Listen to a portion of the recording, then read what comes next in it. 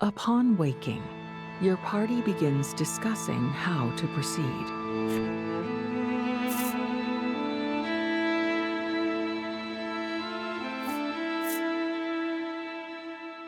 Sure, you gave up on scaling the Endwall yourself, but you didn't have a plan then. Surely, if you all put your heads together, Polka and Trollis, who were already eager to find Nuterra, seize on this idea. Legol, the sole dissenter, can tell he's been outvoted. If that's what you want, he says grudgingly.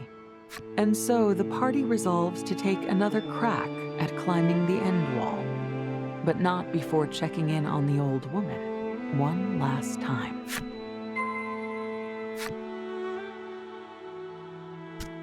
You knock at the door to the old woman's cabin, but there's no answer. Might she still be asleep? You walk in to check on her and find her lying abed, cold to the touch. The Solnivia could have been poisonous, Legol posits. But Polka refutes that hypothesis upon examining her. He pronounces her dead of natural causes. From the sub-Terran village to Steelborough to the City of Flame and onward, you've left a trail of death and disease in your wake.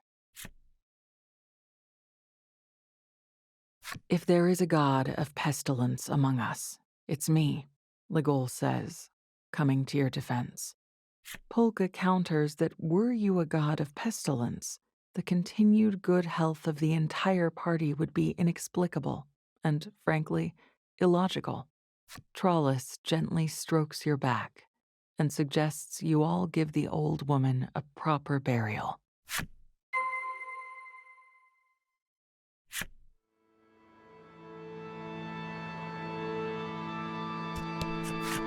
You decide to bury the woman beside the other graves in Icevale, if only so she won't be lonely in death.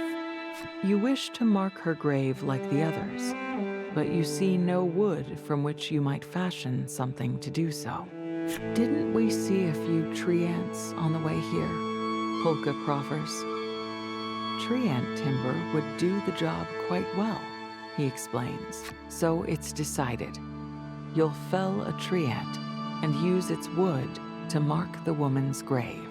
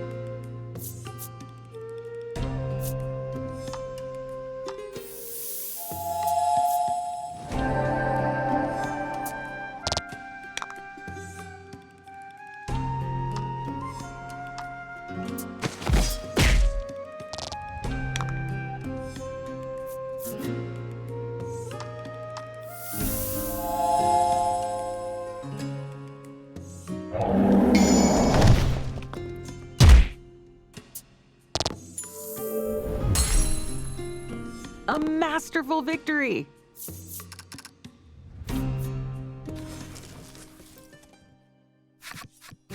Legol efficiently breaks down the tree ant. Out of nowhere, Polka starts. I've just had a brilliant idea, he yelps. Polka wishes for you to collect more tree ant timber. Are we building a whole house? Legol grouses, side-eyeing Polka. The target of his ire, however, is already off searching for tree ants.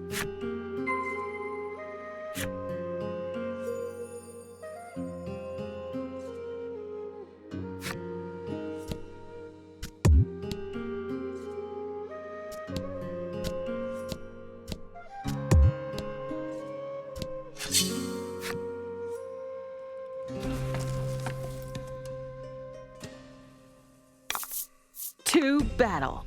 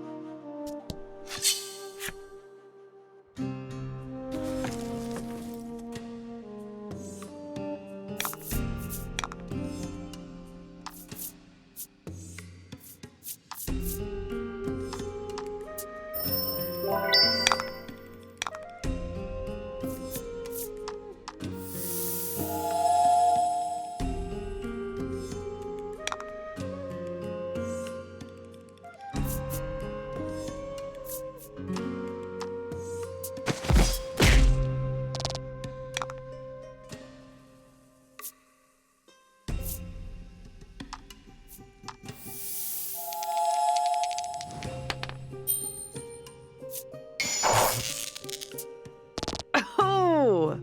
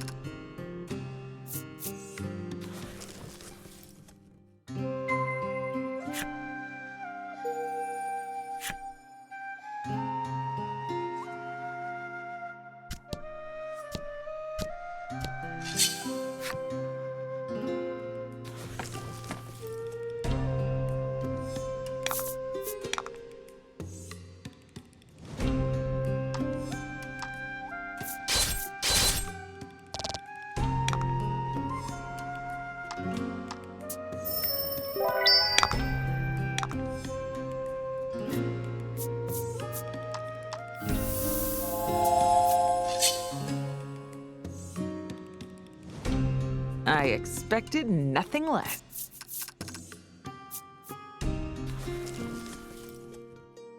This ought to be enough wood for our purposes, Polka announces with a satisfied nod.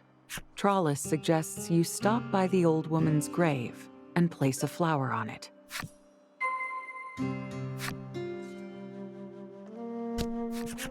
This one cutest, she beams, and picks a single flower from the ground. Flower in hand, you make your way back to Icevale.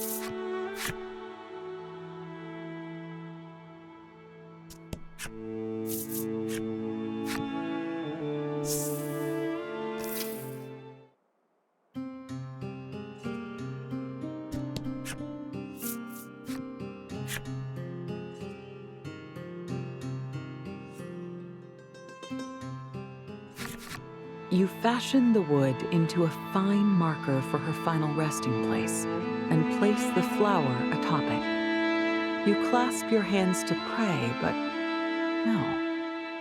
no, something's missing. Polka. Where did Polka go? When did he leave? You're certain he was with you right up until you returned to the village. You have to find him.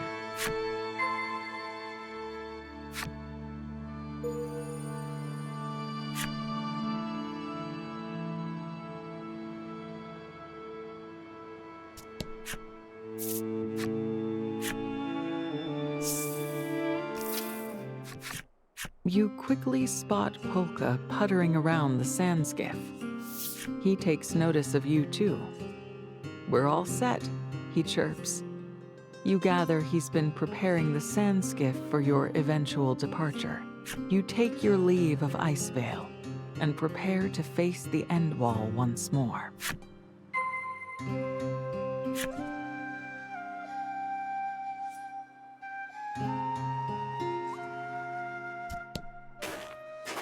As you approach the Endwall, you're intimidated once more by its preposterous scale.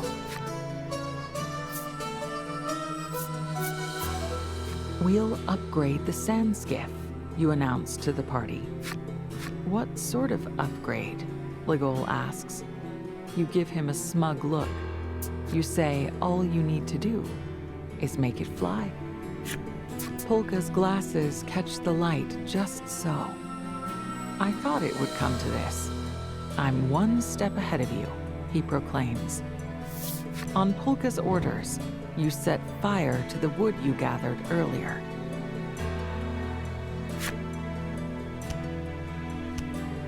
The balloons now attached to the sand skiff inflate as the hot air fills them, and the skiff softly lifts off the ground. I swear I've seen something like this before. Trollis is utterly delighted by the unexpected flight. Her joy is tempered by violent gusts that grow more intense as the skiff climbs.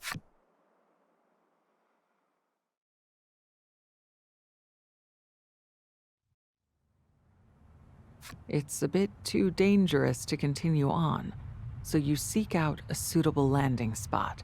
You strain to see through the blizzard, but you're almost certain there's enough space to land on a protrusion partway up the Endwall. You bring the sand skiff in for a landing. Surveying the area, you see that there's an opening in the Endwall big enough for everyone to fit through.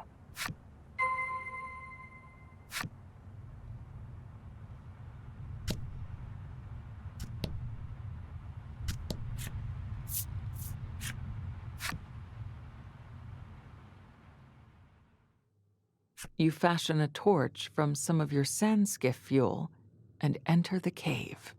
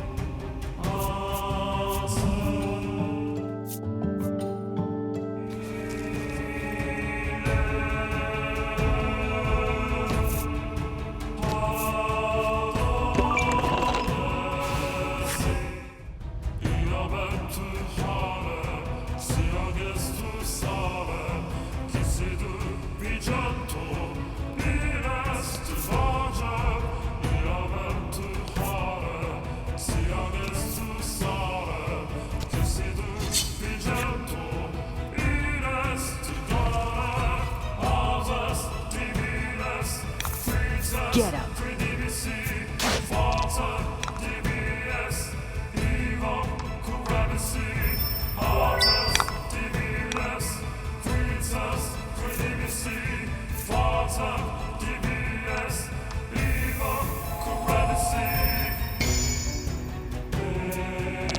Sometimes you get lucky.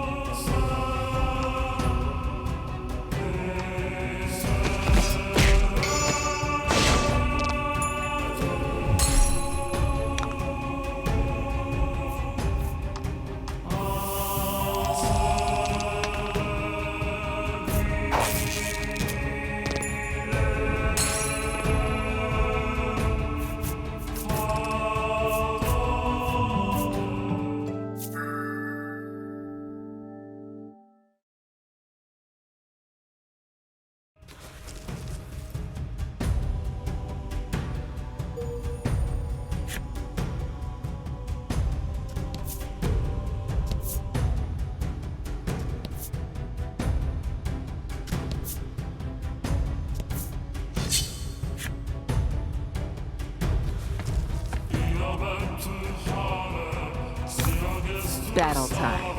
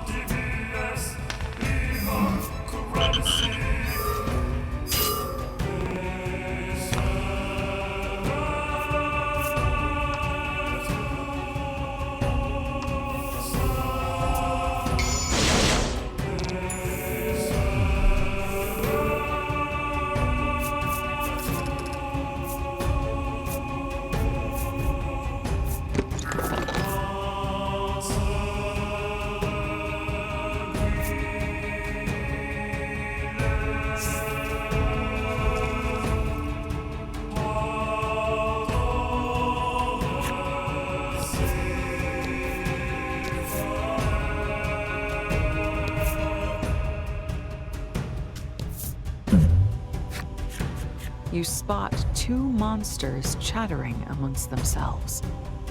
You hide, watching them carefully as you strain to hear what they're saying.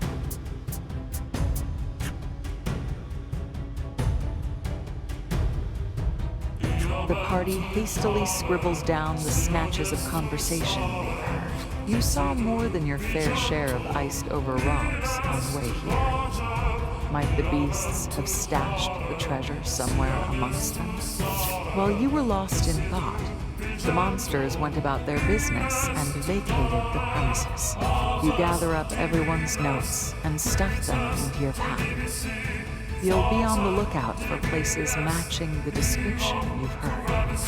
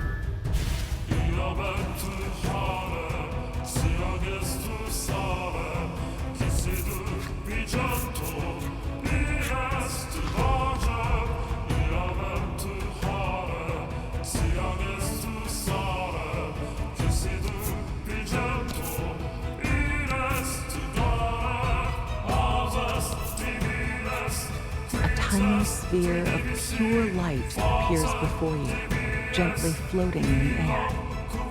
You lean in to give it a closer look. Your eyes refocus, revealing the form of a fairy, the likes of which you've only ever seen in books. A fearsome beast lies within this wall. You'd best go home if you value your life, the fairy says solemnly. But you'll heed no such advice. After all, the fairy's probably a monster themselves. You press on. The fairy fades from view, revealing a horde of agitated monsters. They lunge at you.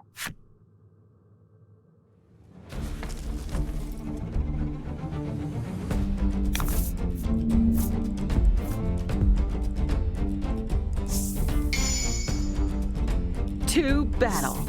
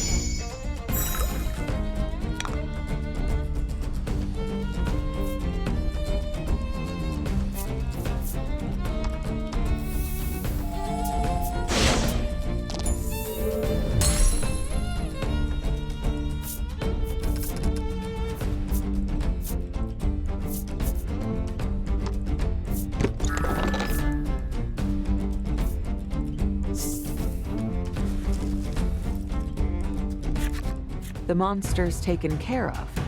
You look warily this way and that. No sign of the fairy. You continue on, carefully.